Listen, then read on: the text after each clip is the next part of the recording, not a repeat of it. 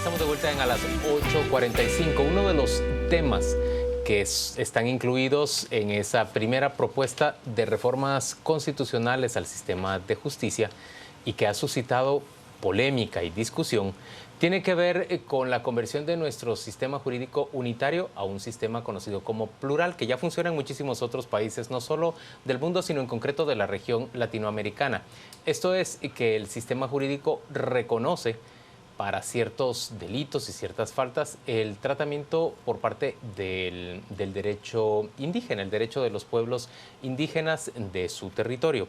Esa es la propuesta que se ha planteado en Guatemala y, como les digo, ya ha generado una buena polémica en nuestro país.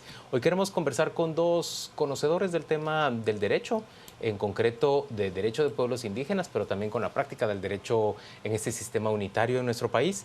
Nos acompañan Pedro Ixú, él es experto en tema de derechos de pueblos indígenas, y Estuardo Ralón, abogado que con frecuencia participen a las 8:45 para conversar sobre temas legales. A los dos les agradecemos mucho que hayan acudido el día de hoy y que nos ayuden no solo a resolver nuestras propias dudas, sino por supuesto a transmitirle a la audiencia en qué consiste un sistema plural en términos jurídicos que reconozca el derecho indígena. Yo creo que deberíamos de partir por esa pregunta. ¿Qué responden ustedes a esa interrogante? ¿Qué significa tener un sistema plural?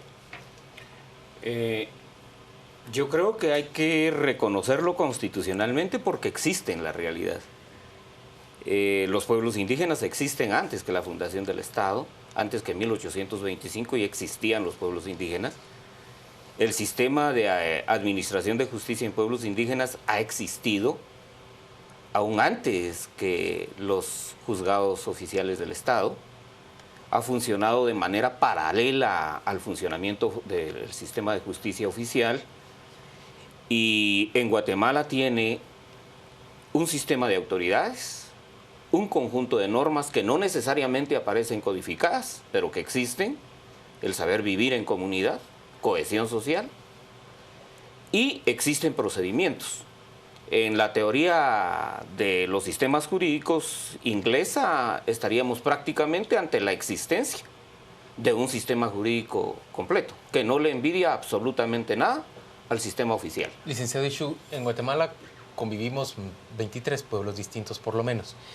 Esas normas que rigen en derecho indígena son semejantes en un pueblo en comparación con otro. Hablo, por ejemplo, del pueblo Cachiquel en comparación con el pueblo Mam, con el pueblo Chuj, con el pueblo Chortí. Sí.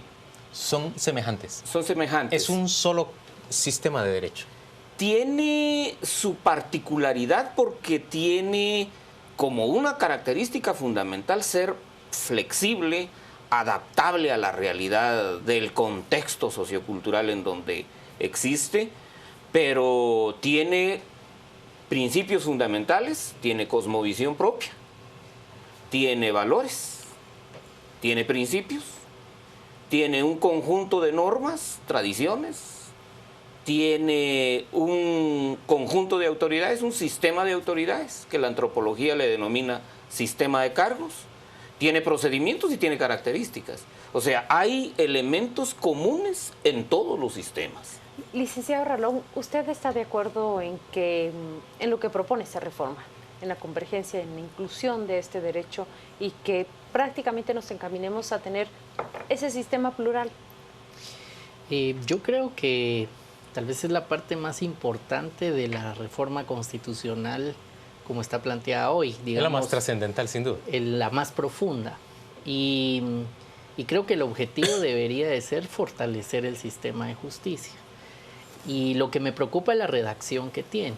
¿Por qué creo que le preocupa? la redacción podría ser un poco más precisa para efectivamente reconocer lo que ya existe. Es decir, lo que dice parte del texto es que el sistema de justicia puede complementarse con los usos y con las costumbres de los pueblos indígenas en forma coordinada.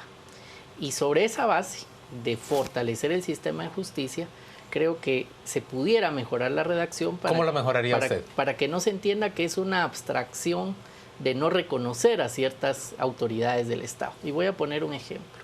El Ministerio Público. El Ministerio Público tiene la facultad de perseguir mediante acción pública a todo aquel que cometa un delito.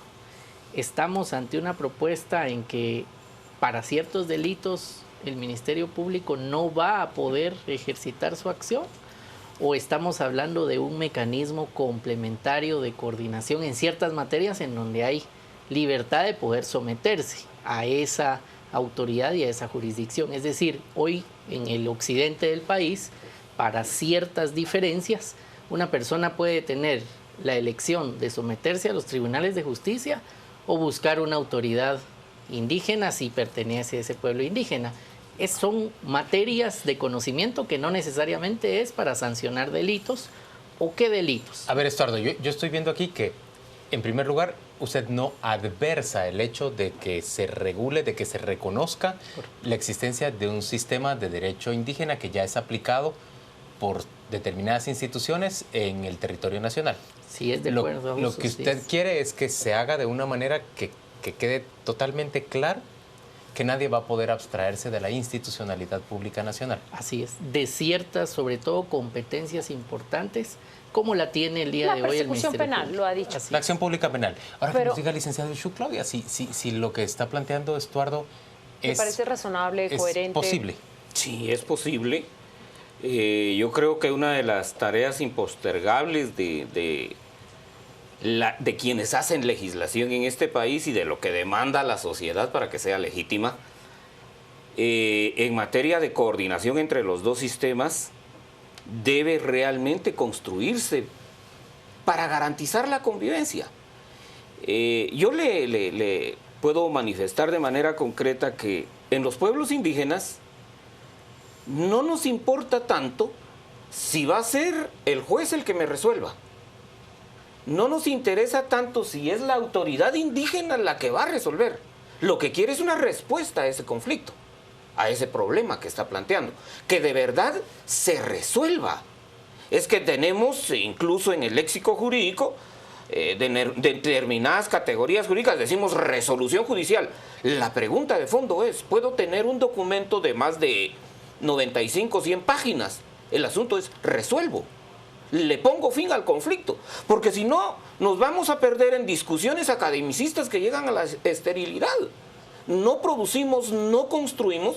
A mí me parece que el tema de la jurisdicción y de la competencia tiene que ser abordado con el rigor de entender la realidad multicultural guatemalteca. Pero para hacer un ejercicio lejos de esa definición académica, me gustaría que los dos abogados acá hicieran el esfuerzo por ilustrar ¿cómo sería esa convergencia de esos dos sistemas?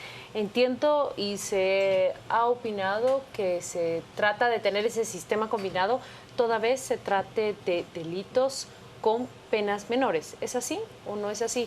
Yo entiendo y si es así, por ejemplo, la pregunta aquí es, ¿qué pasaría si se comete un asesinato, un homicidio y nos encontramos bajo la jurisdicción dual?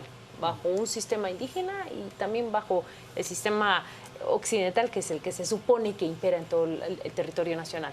¿Qué ocurre con eso? Pues tal vez yo para ejemplificar es en el sistema que tenemos hoy unitario, existen materias en las que cualquier ciudadano, no importando su origen racial, étnico, puede decidir someterlas a la justicia ordinaria y a otras que no las puede someter. Es decir, los métodos alternos de resolución de conflictos existen para todos aquellos ámbitos donde hay, digamos, una libre disponibilidad y la ley dice cuáles no. Y básicamente son las jurisdicciones privativas las que no. Una discusión laboral, pues jurisdicción privativa, tribunal laboral. Una, digamos, persecución penal tiene su propia autoridad y las jurisdicciones, digamos, constitucionales y electorales. Son jurisdicciones privativas en las cuales no puede alguien decir no me someto al sistema, sino creo uno independiente. En las demás hay una, digamos, en términos generales, autonomía de la voluntad. En, digamos, los pueblos y comunidades indígenas pueden haber usos y costumbres para resolver conflictos que estén dentro de esas materias en donde hay autonomía de voluntad. Pero no podría darse, por ejemplo, que no reconozcan la jurisdicción privativa electoral o que no reconozcan al Ministerio Público como el encargado de hacer la persecución penal. Lo que sí puede haber es un fortalecimiento en que los usos y costumbres que ya se están utilizando para donde hay una autonomía de voluntad, puedan voluntariamente las personas de esa comunidad y ese pueblo someterse. Y básicamente es ahí donde yo veo que necesita clarificarse la redacción, porque si hacemos excepciones de que ciertos delitos pudieran no ser conocidos o investigados por el Ministerio Público, pudiera haber ahí un debilitamiento y no un fortalecimiento al sistema de justicia. ¿De acuerdo, licenciado Ishu? Sí, lo que no tendría que haber, y me parece aquí, es arbitrariedad, autoritarismo, abusivez, ilegalidad, inmoralidad.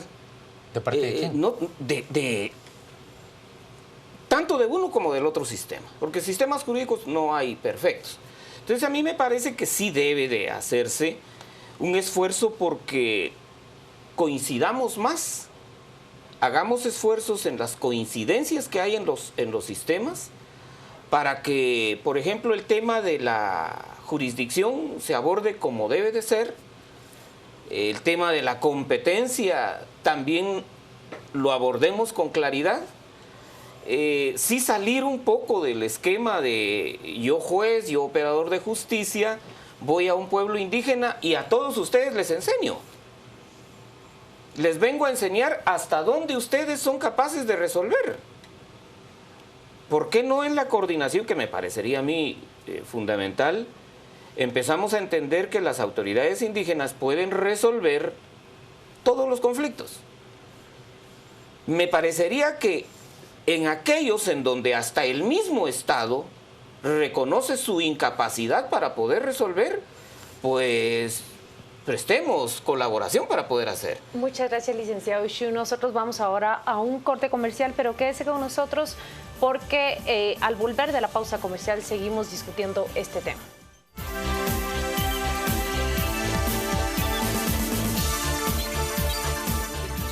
Estamos de vuelta a las 8:45. Rocío Lazo, nuestra compañera, nos cuenta ahora qué se está preguntando, qué se está diciendo en redes sociales respecto de este tema, la conversión de nuestro sistema jurídico unitario hacia uno plural que reconozca la plena validez del derecho indígena.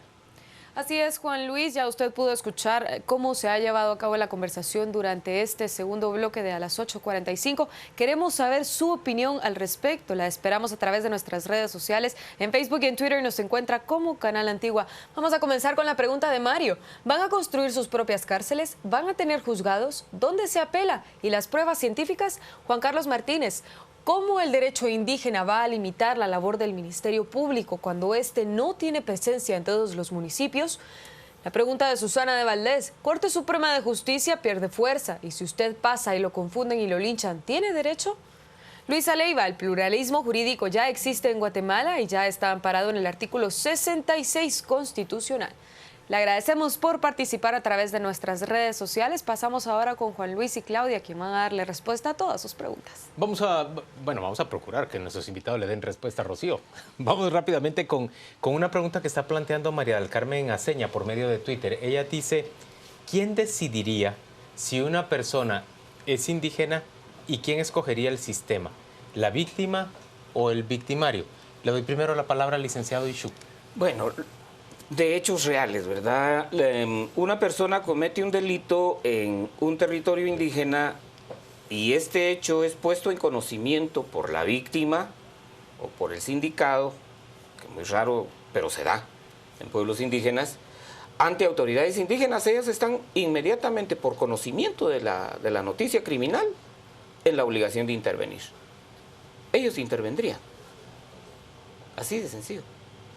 ¿Lo deciden entonces las personas las autoridades que están involucradas las personas que están involucradas en el hecho? Los denunciantes. Se conoce de oficio, pueden intervenir las autoridades, puede intervenir la autoridad indígena a requerimiento de parte.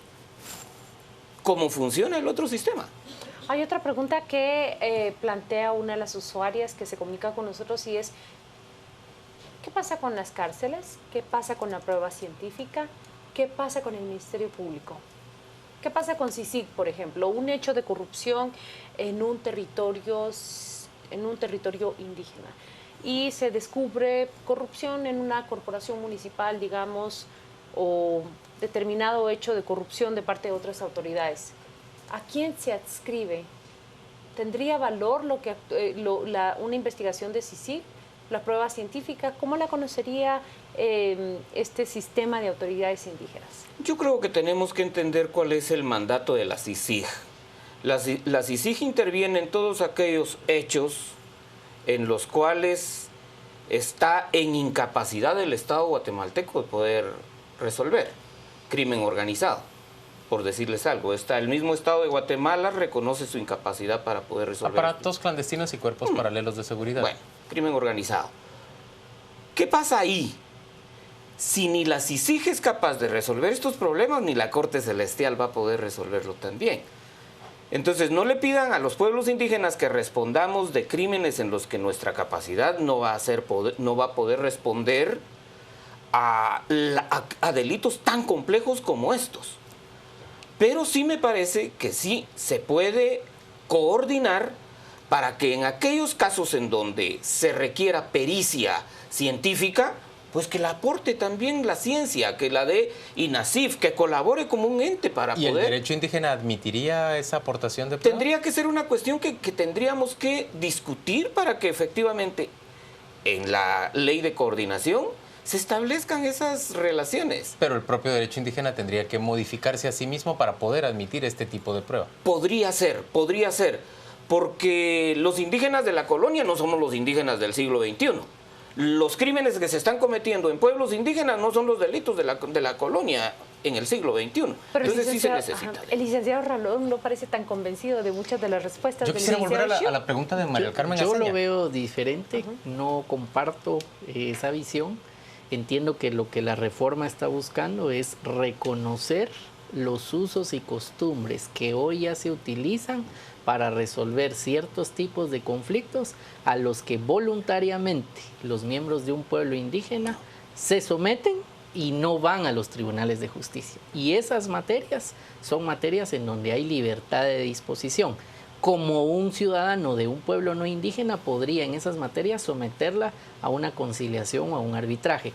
No estamos hablando de desconocer facultades del Ministerio Público, del Tribunal Supremo Electoral y abstraerse del Estado mismo, diciendo de que no se reconocen algunas normas y que se deben coordinar y consensuar para que tengan facultades, sino que lo que se busca es reconocer algo que ya existe, que ya se utiliza y se utiliza en una esfera donde hay libre autonomía de las partes de voluntariamente a someterse. Si una persona va manejando su vehículo camino a Tikal, camino a Panajachel, camino a cualquier lugar y tiene un percance y fallece una persona, no vamos a decir como este es un territorio sutuilo, cachiquel, no tiene facultades el Ministerio Público y no le vamos a aplicar la ley como la conocemos hoy, la ley penal, sino iremos a consultar a los ancianos de la comunidad más cercana para ver qué le aplicamos. Eso no es lo que reconoce la reforma constitucional como yo la estoy entendiendo y creo que la redacción no la deja del todo claro y es algo que seguramente en las mesas de diálogo se tendrá que regular para que las instituciones que se han venido fortaleciendo, como el Ministerio Público, salgan fortalecidas de la reforma. Cerramos esta conversación con la reacción del licenciado Ishu a lo que acaba de escuchar del señor Ralón. No comparto lo que está diciendo el compañero porque la reforma constitucional lo que hace es quitarle la exclusividad absoluta de administrar justicia a la Corte Suprema de Justicia y establece categóricamente que las autoridades indígenas podrán ejercer funciones jurisdiccionales. En el podrán, diciendo yo, porque ejercen, de acuerdo a sus usos, costumbres, procedimientos y todos los otros elementos que yo mencioné que están en la constitución del sistema jurídico propio de pueblos indígenas. Y no puede ser sometido a la autonomía de la voluntad de las partes, porque entonces perdería la parte coercitiva de la jurisdicción propia de las autoridades indígenas. Pero entonces usted basa ese ámbito de acción de las autoridades indígenas en un territorio específico. Sí, se ejerce en el territorio. Que tendría que ser demarcado y que tendríamos que identificar los guatemaltecos cuál es un territorio indígena y cuál es un territorio mestizo. y a cuál tienen derecho entonces un sistema u otro de administrar justicia. Podría ser, podría ser.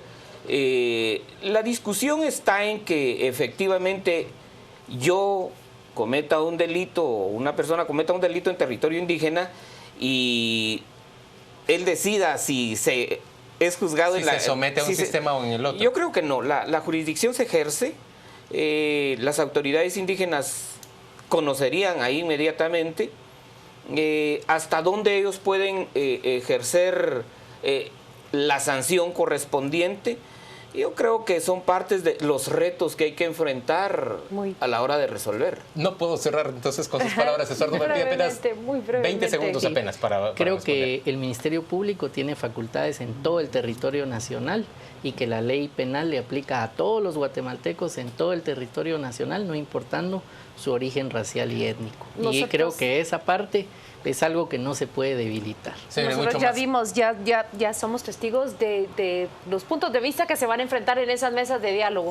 Sí, así es. Mucho más que discutir. Gracias por acompañarnos a las 8:45. Vamos a ir rápidamente a presentarle los deportes, pero antes de irnos le contamos que a las 8:45 se ha convertido ya en trending topic en la red social Twitter. Se discute justamente sobre el tema de el sistema plural jurídico en nuestro país a partir de la reforma constitucional que se prevé que se produzca para el sistema de justicia.